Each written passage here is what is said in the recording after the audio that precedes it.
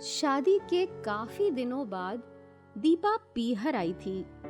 पटना के एक पुराने मोहल्ले में उसका पीहर था और आज भी है। वहां 6-7 फुट की गलियों के मकान एक दूसरे से सटे हुए थे। छतों के बीच भी 3-4 फुट की ही दूरी थी। उसके पति संकल्प उसे छोड़कर विदेश दौरे पर चले गए थे। साल में 2-3 टूर तो उनके हो ही जाते थे। वो मम्मी के साथ छत पर बैठी थी। शाम का वक्त था। उनकी छत से सटी पड़ोस की छत थी। उस घर में एक लड़का अविनाश रहता था। करीब दीपा से 4-5 साल बड़ा होगा। उसके ही स्कूल में पढ़ता था। दीपा को अचानक उसकी याद आ गई। वो मम्मी से पूछ बैठी, अविनाश कहाँ है आजकल? मैं उसके बारे में कुछ नहीं जानती हूँ। तुम्हारी शादी के कुछ दिन पहले ही वो यहाँ से छोड़कर चला गया था। वैसे भी वो लोग तो यहाँ किराए पर थे ना। पटना पढ़ने के लिए आया था। दीपा किचन में चाय बनाने चली गई, पर उसे अपने बीते दिन अनायास ही याद आने लगे। मन जैसे विचलित सा हो गया। किसी काम में मन ही नहीं लग रहा था। कप में चाय छान रही थी तो आधी चाय कप में और आधी बाहर गिर रही थी। मन रह रहकर अतीत के गलियारों में भटकने लगा था। खैर, वो चाय बनाकर छत पर ले आई। ऊपर मम्मी पड़ोस वाली छत पर खड़ी आंटी से बातें कर रही थीं। दोनों के बीच बस 3 फुट की ही दूरी रही होगी। दीपा ने अपनी चाय आंटी को देते हुए कहा, आप दोनों पी लीजिए, मैं अपने लिए फिर बना लूंगी। दीपा उन दोनों से अलग छत के दूसरे कोने पर जाकर खड़ी हो गई। अंधेरा घिरने लगा था। बिजली चली गई थी तो बच्चे शोर मचाते बाहर निकल आए थे। कुछ अपनी अपनी छत पर आ गए थे। दीपा को याद आ रहा था, ऐसे में अक्सर वो जब भी छत पर होती थी, अविनाश उसे देखकर मुस्कुराता था तो कभी हवा में हाथ उठाता था। दीपा उस वक्त स्कूल में पढ़ती थी और अक्सर कपड़े सुखाने के लिए छत पर जाती थी। अविनाश भी उस समय छत पर आ जाता था और खासकर छुट्टी के दिन में। दीपा को याद आ रहा था, एक दिन जब वो छत पर खड़ी थी तो बिजली चली गई। कुछ अंधेरा सा था। अविनाश ने पास आकर उसे एक पर्ची पकड़ा दी और फिर जल्दी ही वहां से मुस्कुराता हुआ भाग खड़ा हुआ। दीपा बहुत डर गई थी। उसने पर्ची अपने कुर्ते में छुपा ली। बचपन और जवानी के बीच के कुछ साल बड़े कश्मकश भरे होते हैं। कभी मन उछलने कूदने को करता है तो कभी लगता है हम बड़े हो गए। दीपा ने बाद में उस पर्ची को पढ़ा।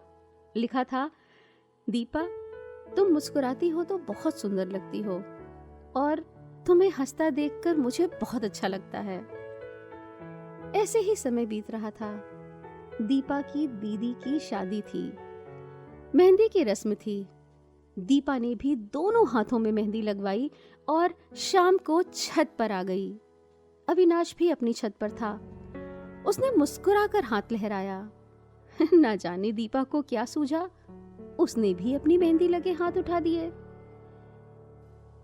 अविनाश ने इशारे से उसे रेलिंग के पास बुलाया तो न जाने क्यों वो उसके पास चली गई। अविनाश ने उसके हाथ पकड़े, पलटकर मेहंदी देखी और बोला, बहुत सुंदर लगी है। अविनाश की ऐसी हरकत से दीपा ने फटाक से अपना हाथ छुड़ाया और वहां से भाग गई। अब तो अविनाश को जब भी मौका मिलता वो चुपके से उसे पर्ची थमा देता और उस पर्ची पर अक्सर सिर्फ यही लिखा होता, यूं ही मुस्कुराती रहो, मुझे अच्छा लगता है। दीपा को भी अच्छा लगता था, पर ना ही उसने कभी कोई जवाब दिया और ना ही इजहार किया। शायद वो भी इस एहसास से अनजान थी। उसे नहीं पता था कि ये प्यार है या कुछ और? उस समय दीपा ने +2 करके कॉलेज ज्वाइन किया था। एक दिन अचानक दीदी ने अपनी ससुराल से कोई अच्छा रिश्ता उसके मम्मी पापा के पास भेजा। दीपा पढ़ना चाहती थी पर सब ने एक सुर में कहा, इतना अच्छा रिश्ता चलकर अपने दरवाजे पर आया है, इस मौके को नहीं गंवाना है, तुम बाकी पढ़ाई ससुराल में कर लेना। दीपा की शादी की तैयारी चल रही थी। अविनाश ने एक पर्ची किसी छोटे बच्चे के हाथों उसको भिजवाई। लिखा था, शादी मुबारक हो, ससुराल में भी मुस्कुराती रहना, शायद तुम्हारी शादी की मेहंदी लगे हाथ देखने का मौका ना मिले, इसका अफसोस मुझे हमेशा रहेगा। दीपा शादी के बाद ससुराल इंदौर आ गई। पति संकल्प अच्छे नेक इंसान थे, पर अपने काम में काफी व्यस्त रहते थे। काम से फुर्सत मिलती तो क्रिकेट के शौकीन होने की वजह से टीवी पर मैच देखते रहते या फिर खुद बल्ला उठाकर अपने क्रिकेट क्लब चले जाते। वैसे इसके लिए दीपा ने उनसे कभी कोई गिला शिकवा नहीं किया। तभी छत के एक कोने में खड़ी दीपा का ध्यान मम्मी की आवाज से टूटा। दीपा, कल पड़ोस में जो प्रदीप अंकल रहते हैं ना, उनकी बेटी मोहिनी की मेहंदी है और लेडी संगीत भी है। अरे तुम तो जानती हो, तुम्हारे स्कूल में ही पढ़ती थी, तुमसे शायद 2 क्लास जूनियर थी, तुम्हें खासकर बुलाया है। मोहिनी ने भी कहा था दीपा दी को जरूर लाना, तुम्हें चलना होगा। अच्छा। अगले दिन शाम को वो मोहिनी के यहाँ गई। दोनों हाथों में कोहनियों तक मेहंदी लगवाई। कुछ देर लेडीज संगीत में भाग लिया, फिर बिजली चली गई तो अपने घर लौट आई। हालांकि वहां जनरेटर चल रहा था, लेकिन म्यूजिक सिस्टम भी काफी जोर से बज रहा था और ये शोरगुल दीपा को ज्यादा पसंद नहीं था, इसलिए चली आई। वो अपनी छत पर गई। उसे अविनाश की याद आ रही थी। उसने अचानक मेहंदी वाले दोनों हाथों को हवा में लहरा दिया। पड़ोस वाली आंटी ने अपनी छत से उसे देखा। वो समझी कि उसने उनको हाथ हिला के दिखाए हैं। वो रेलिंग के पास आकर बोली, काफी अच्छे लग रहे हैं मेहंदी वाले हाथ, रंग भी पूरा चढ़ा है, जरूर तुम्हारा दूल्हा तुम्हें बहुत प्यार करता होगा।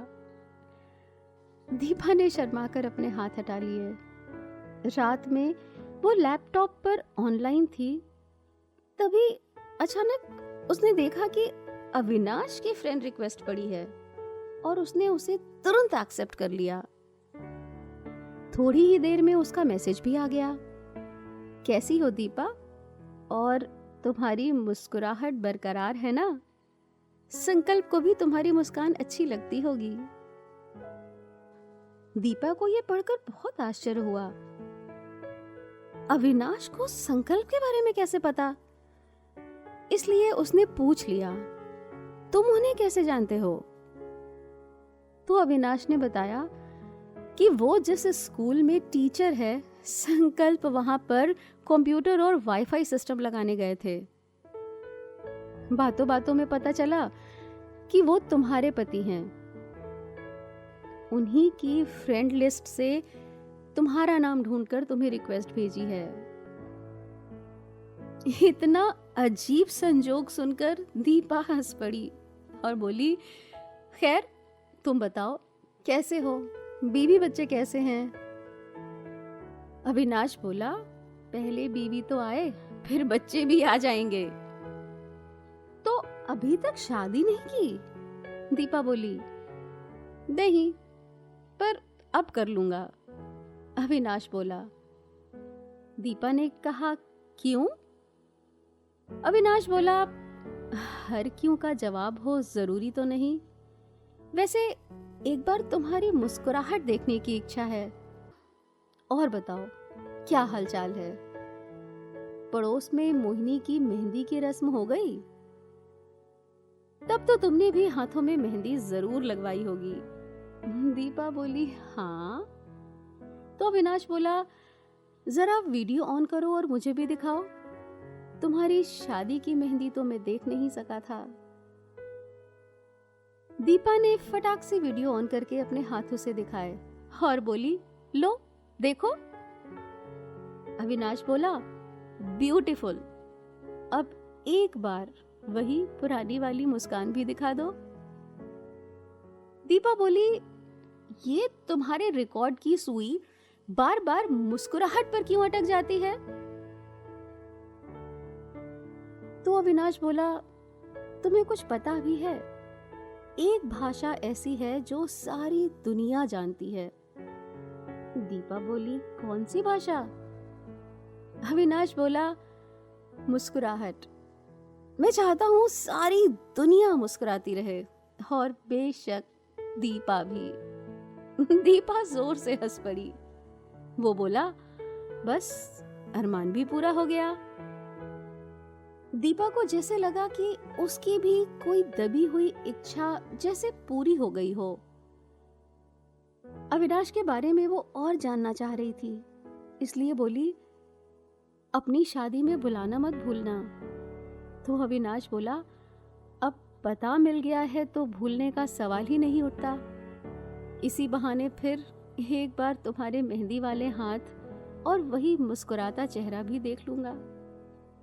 अब ज्यादा मस्का मत लगाओ, जल्दी से शादी का कार्ड भेजो। दीपा बोली। तो अविनाश बोला, खुशी हुई शादी के बाद तुम्हें बोलना तो आ गया, आज से पहले तो कभी बात भी नहीं की थी। दीपा के अंदर कुछ खटका। वो बोली, हाँ, इसका अफसोस मुझे भी है।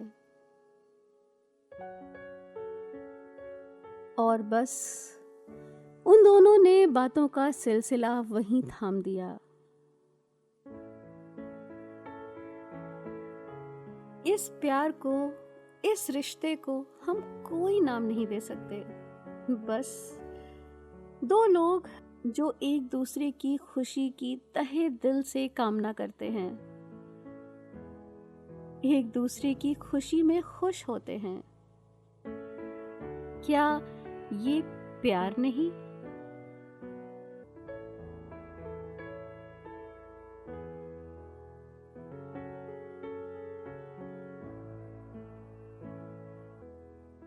मैं हूं आरजे तनु और ये थी मेरी आज की कहानी मुस्कान।